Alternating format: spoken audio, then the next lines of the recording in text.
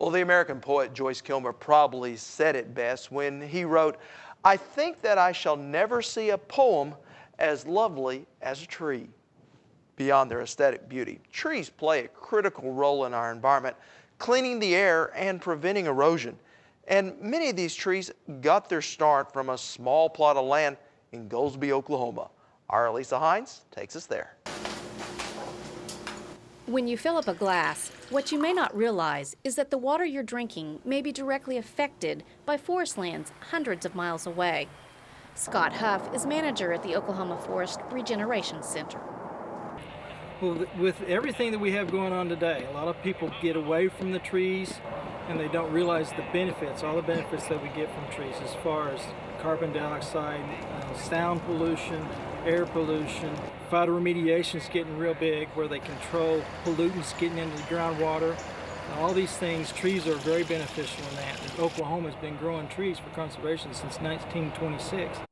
Since the days of the Dust Bowl, trees grown at the center have been used for windbreaks, an effective conservation tool that's made the Dust Bowl a thing of the past. As the wind blows and carries the dust, when it comes to the windbreaks, the wind velocity or whatever is slowed down. It doesn't have enough energy to push the dust over the top of the trees. And so the wind comes up and then the dust, instead of it keeping on being carried, it's blocked and it falls right there. And that's why you have that burn right there. Off of just 80 acres, workers at the Regeneration Center will harvest over 5 million trees this year. That will eventually turn into 8,000 acres of forest land. Trees that not only help the land, but also those that live off it. It makes a good species for wildlife because it also provides cover. Wildlife is our big push this year, and we have some special packages for wildlife that we sell for people to get these trees and plant on their property so they can enhance the wildlife habitat in their areas.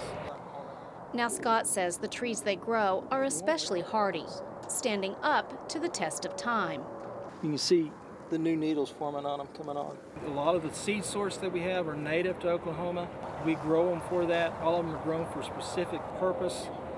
We try to grow trees that are good in what you would see in the wild in areas that need conservation. So while they may not look like much now, these tiny trees will grow up to make sure Oklahoma soil isn't blowing in the wind. And joining us now from the Forestry Regeneration Center is our Lisa Hines. Well, Lisa, this certainly sounds like an excellent program, but how does one know what to plant? Well, Rob, they have foresters around the state who can help you determine exactly what you need in your area based on where you're located, your annual rainfall, even your soil. And they can even tell you how to plant the trees. So if someone's interested in planting trees for conservation, what do they need to do? Well, the trees are fairly inexpensive. I think you can get them for about $60 a bundle. But since they are for conservation use, you have a minimum of 100 trees. And to do so, all you need to do is contact the Forestry Service either by phone or on their website. And we do have a link on our website to theirs at okhorizon.com, and you can just click under this week's shows. Well, thank you, Lisa. Certainly a great program that's truly changed the face of our state. Thanks, Rob.